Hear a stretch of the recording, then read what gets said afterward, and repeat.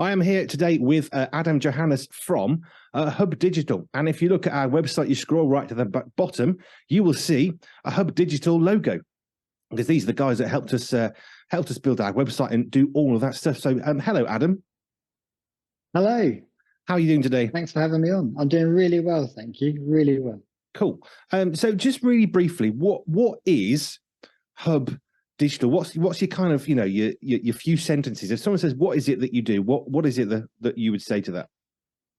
Yeah, so Hubb Digital is our company. We really have one main system and product that we focus on, which is Hubb.Church.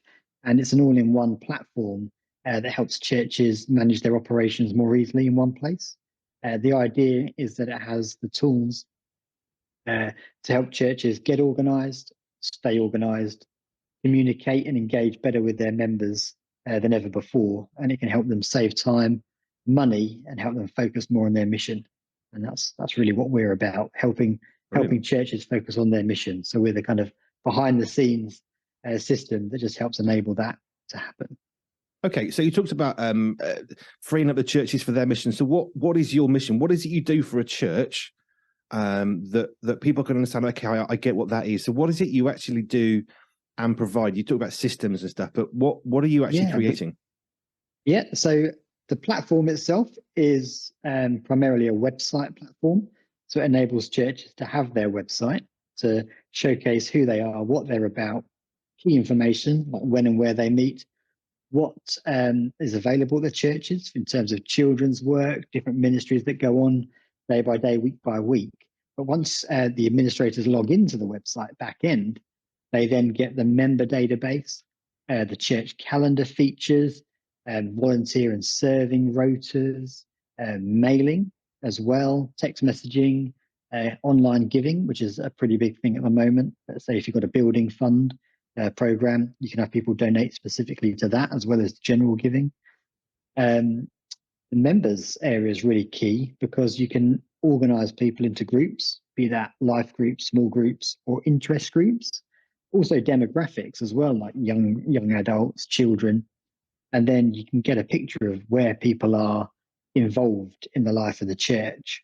I think that hopefully sums it up in a few sentences. No, that's really good. But with the members, you can add data.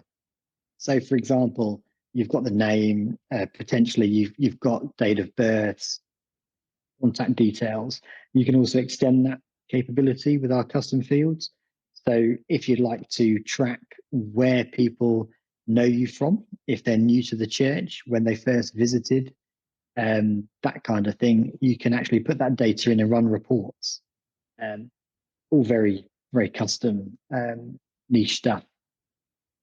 Cool. So I get excited about stuff like this, administration and the things that make the things happen, and we sort of forget about them and they get pushed to the bottom. Oh, I suppose we should do this and we should do that. But I genuinely get excited by how do we organize the organization? Because as you get bigger, your brain stops being able to retain information. I mean, yeah, sure, you could have an email list, but eventually, if you've got 200-300 people, you can't physically maintain that. And it's the same with some of the members' data. So how is it that, how do you integrate into a church system? Because it's sort of, my understanding of it in my own language would be, it's kind of like a virtual office support at one level. That's part of what you do. Is that right? Yeah.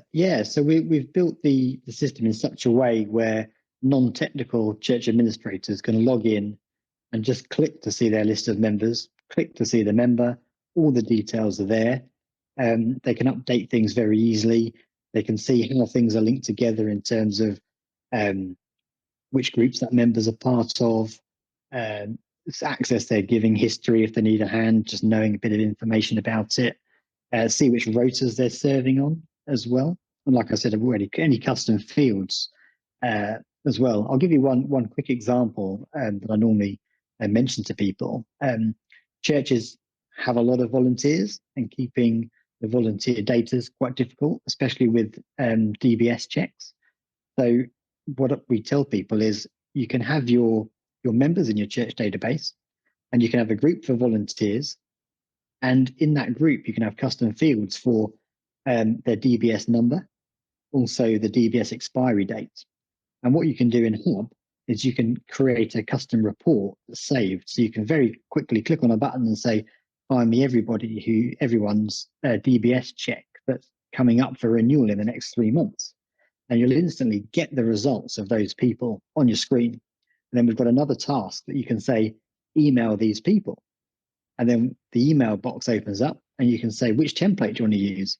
And you can have your DBS expiry email template just to click on and appear, and all the information that those people will need to renew their DBS check will be there. And it's a few clicks just to send that email out to people.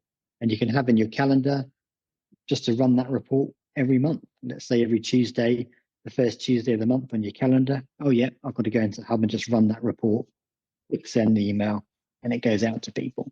So it can help keep that operation that the churches run up to date on an ongoing basis. Because GDPR, DBS, these are acronyms that can strike fear into people, can't they? Oh, what are we going to do? This is terrible. We're going to end of the world is in hand. But you got stuff that can help people with that, haven't you? Which is great. Yeah, and GDPR is a really good example because it's one of those things that churches were told, this is coming, you've got to do something about it. So when we knew about that, we could build those features and systems and settings into Hubb. So when the date came along, we could say to our customers, here is a guide of how to basically be okay with GDPR in Hubb. This is what you do. This is how you do it. And this is how you maintain it. So Hubb is constantly changing, constantly updating to meet the needs of the churches, going back quite a few years now when mobile phones became even more of a thing. The websites had to look good and work well on mobile phones. So that was quite a major project for us. We had to we actually wrote some new templates with the functionality to actually very easily just resize themselves on mobile phones. And that's something that we've continued to do. GDPR was one. Giving as well. We built a giving platform into Hubb. So not only can you donate online to various funds, you can actually import your offline giving data from your bank statement, your point of service kind of card readers, whatever you have, and you can actually import that data into Hubb. And then it becomes your online and offline record of who gave what and when. And then we've got a lovely big green button on Hubb that says claim gift aid. And we've written an integration with HMRC.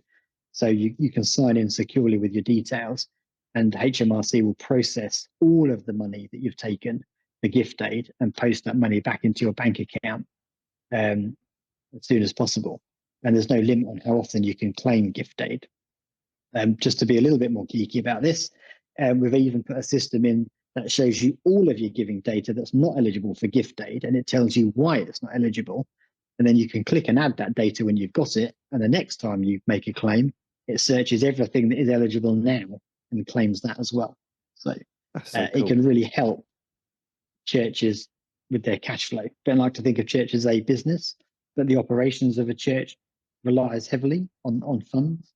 And if we can get that money to churches quicker, that's great. I used to be a trustee of a very small charity, and we registered for gift aid. And our treasurer, who did a really good job managing that, but time-wise, we could actually only submit our gift aid claim every year. So we had between 20 and 25% of our income, which is huge for us as a small charity, only getting into our bank every year. And what we thought about was actually, if we can give the tools to churches to help monthly, weekly, or quarterly at least get that 25% revenue into their banks, imagine what that money could do to fund the mission of the church. Yeah. So that's what we've been trying to do for a long time. So I like the geeky stuff. It's interesting though to get beneath what's that button for?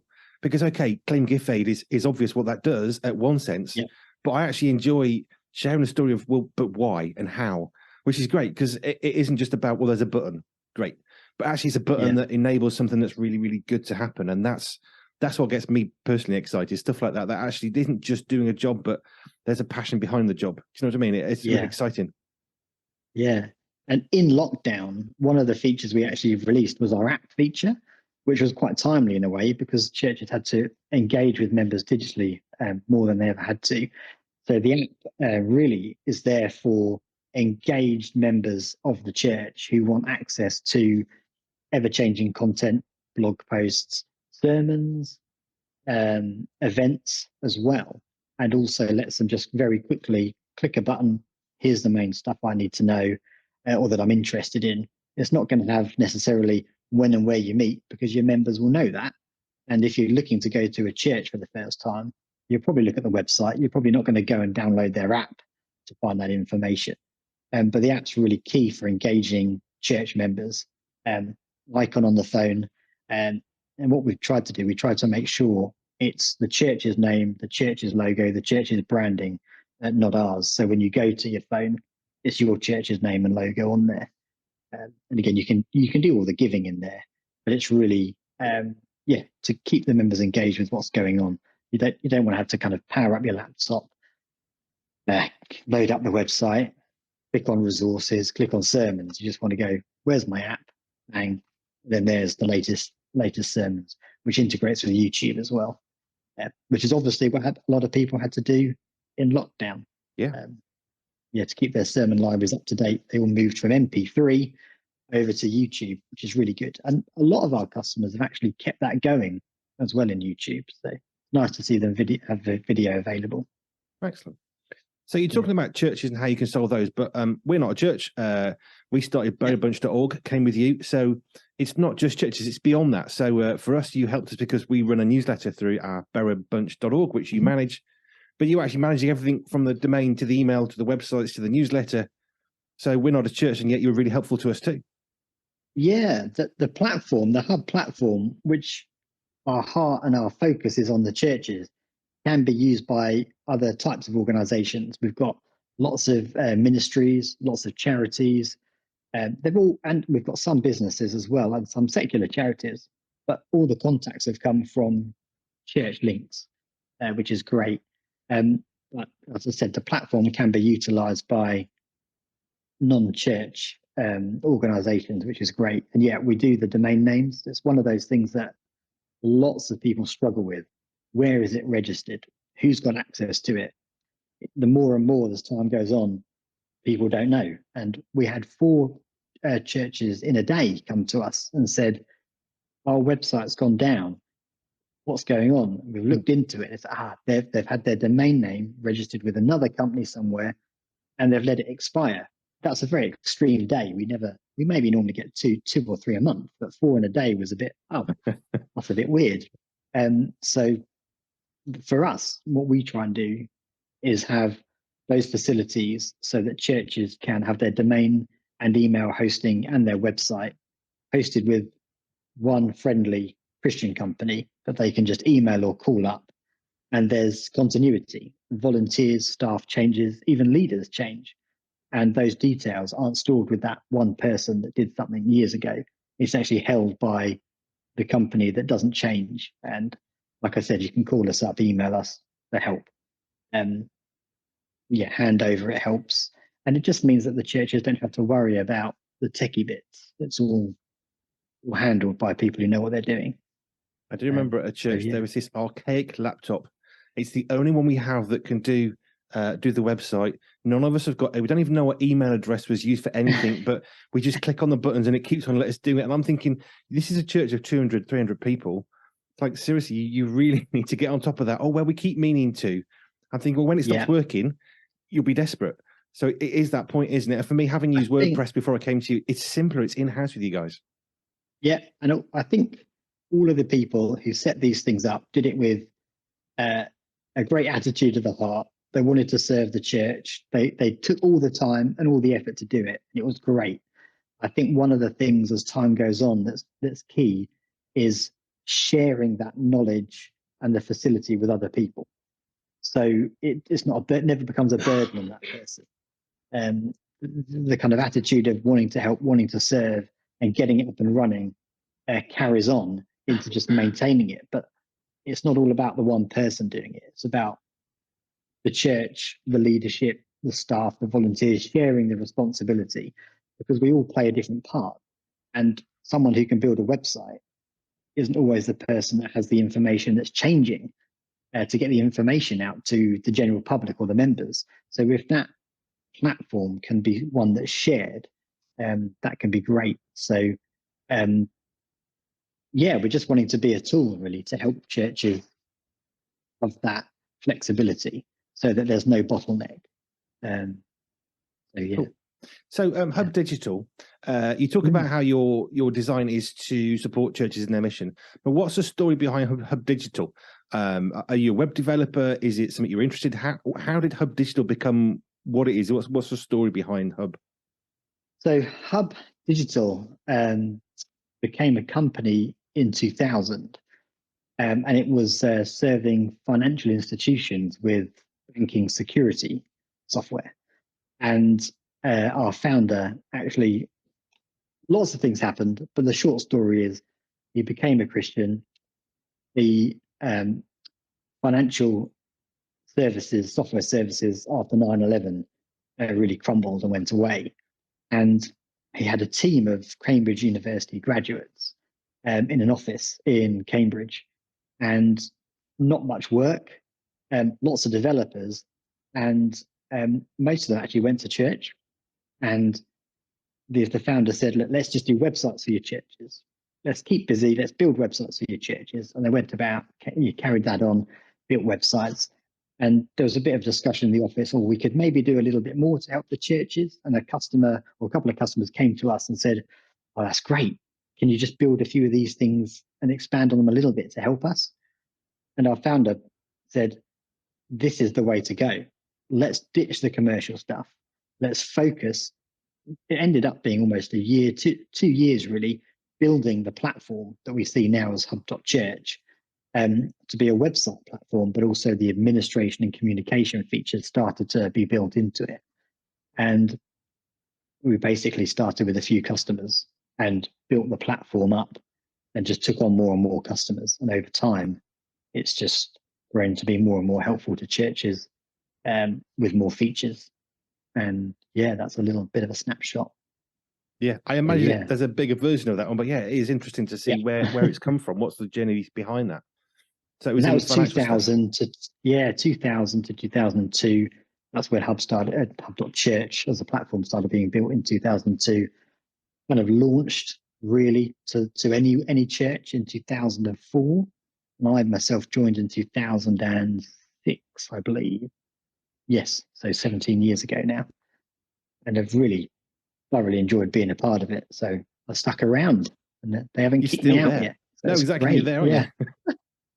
I joined actually on a 3-month temporary contract, and after 3 years, no one said anything. I had my first review, and that was it. So, bonus. yeah, been part of the team, ever since. So. How big's the team at Hubb then? Because I know that I can ring up. I don't often ring up. I usually email.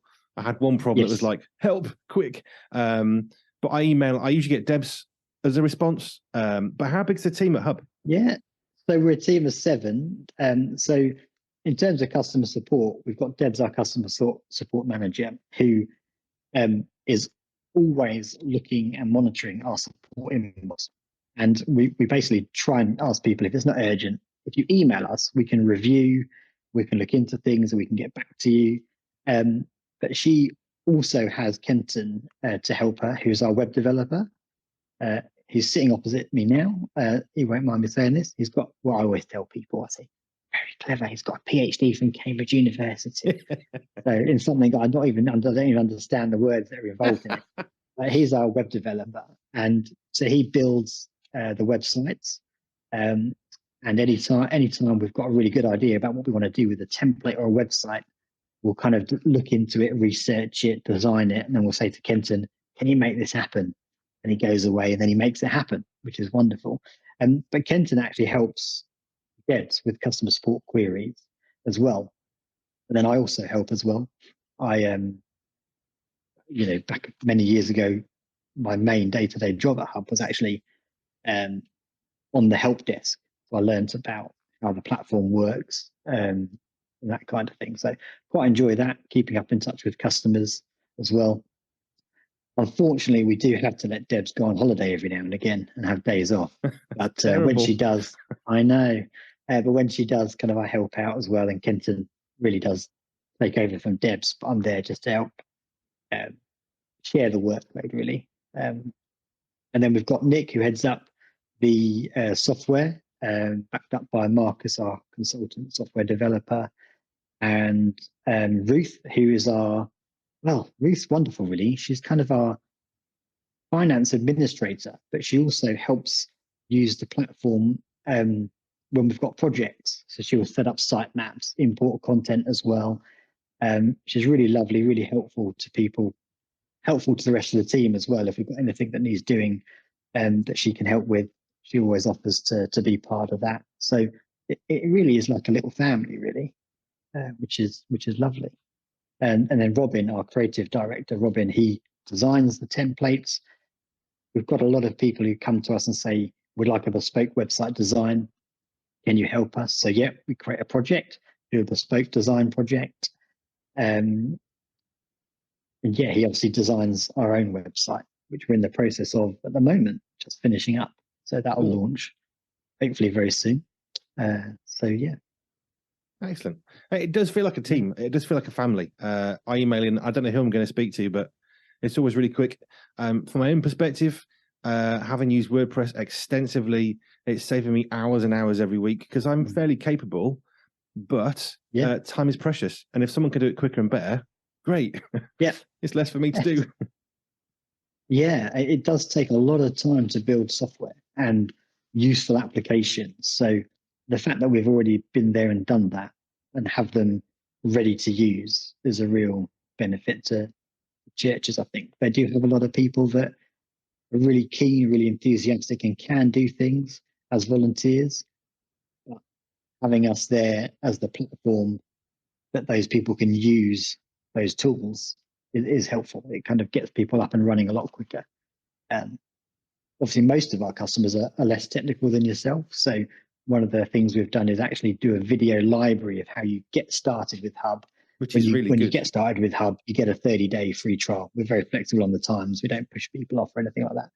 But when you get that free trial, how do you log in? An overview of the system. What kind of things do you need to do at the start?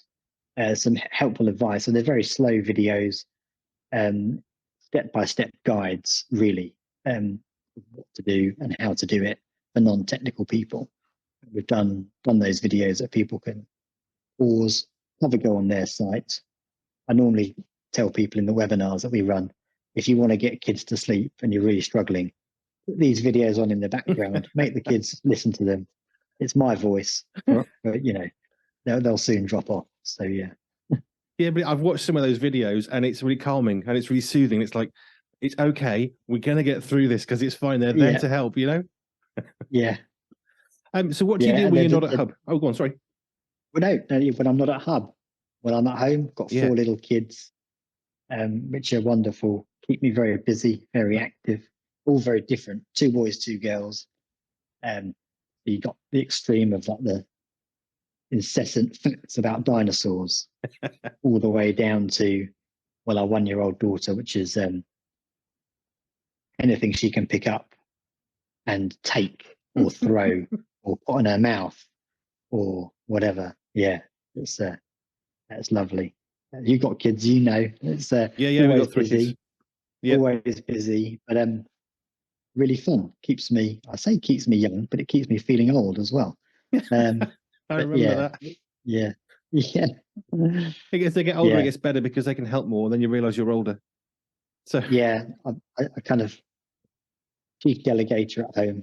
Like the older 3, especially the older 2, are so helpful with the younger ones. They're really, really good. It's I like teaching them to kind of look after one another. I think it's a bit boring for them sometimes, but you see the benefits it brings. Really, like, all right, can you help help the youngest, the 3rd one, Riaz, with his toothbrush? And they'll go and climb up, get his toothbrush for him, that kind of thing. The answer to this question a few years ago was golf, but that doesn't happen anymore.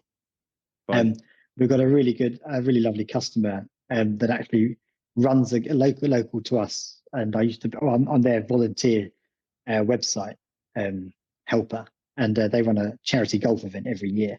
And I make sure that I can play that every year. My brother-in-law who lives locally, my father-in-law who travels 3.5 hours, my uncle-in-law who travels 3 hours, we all come together as golfers and play with that.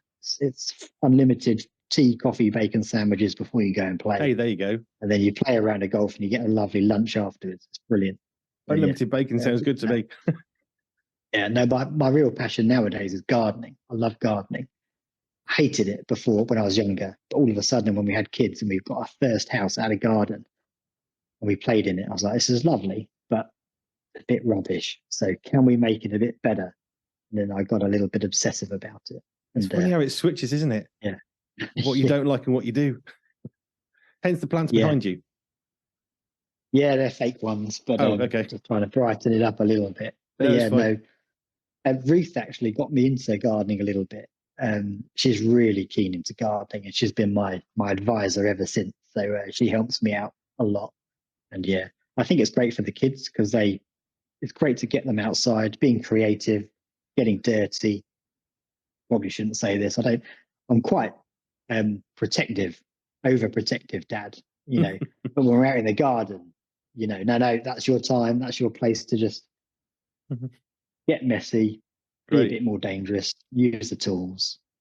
Yeah. But if we don't teach them to use the tools, they won't know how to use them. Exactly. Yeah. And it pays dividends later. It really does. Our boys can all do scratch. I mean, our 13-year-old's been cooking meals for us, you know, for a couple of years from scratch. You know, what we've got. Okay, let's make a dinner. 19-year-old and my oldest, been doing it for a very long time. So, you know, they can clean the house because I couldn't. When I got married, I couldn't clean. I literally didn't know. I cleaned the toilet one day and the sink, and I said to my wife, "I've done the cleaning." And she said, "Great. What did you use?" I said, "Well, I used that cloth. That's the toilet cloth, and you used it on the sink." Yeah, what's the problem?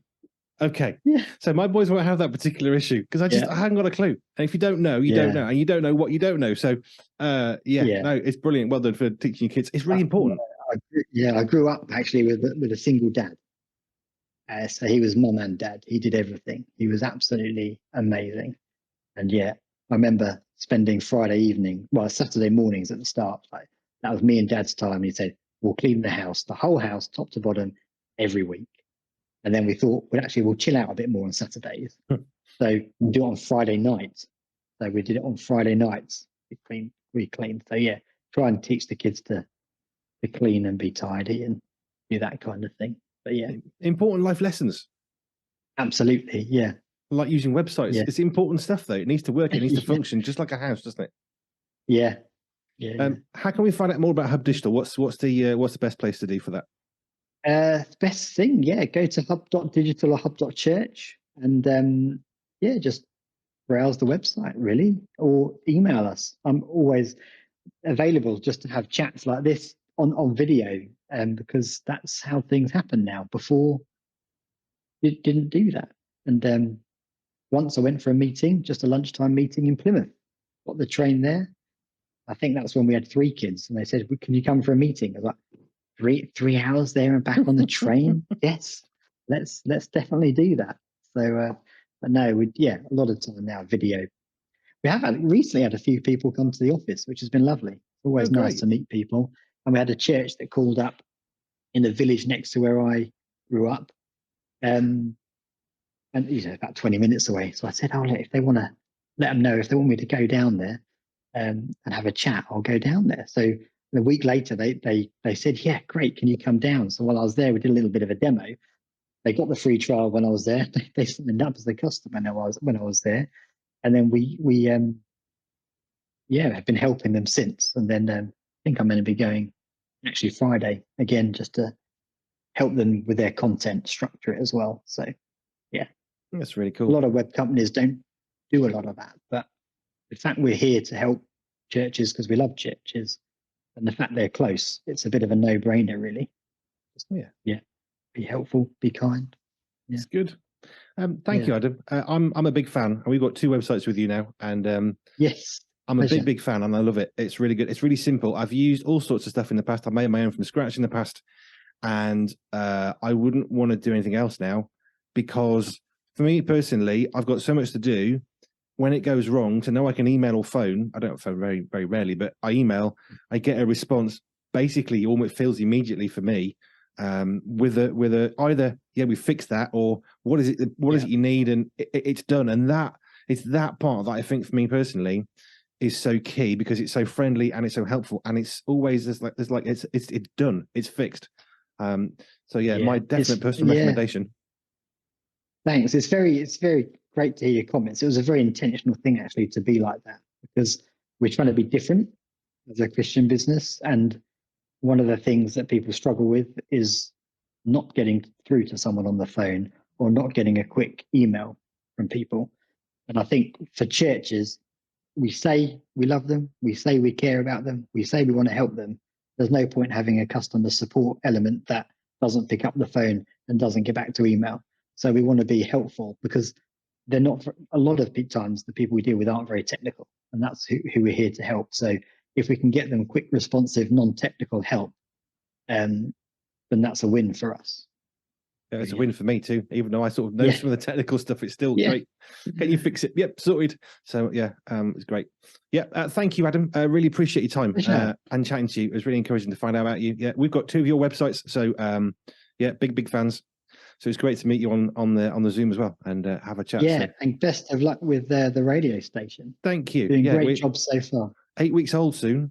It's flown by 8 weeks. It's amazing. Got listeners in Canada, the USA, all over the UK, beyond. It's just in 8 weeks. It's just been great. A phenomenal journey. Several hundred people now watching the interviews like this, either downloading or YouTube, and yeah, it's all through a Hubb Church powered website, which is brilliant. So yeah, thank you. Well, if there's anything we can help with, let us know. Definitely. Yeah. Cool. Well, thanks. Have a great rest of your day. Thank you. You too. Bye.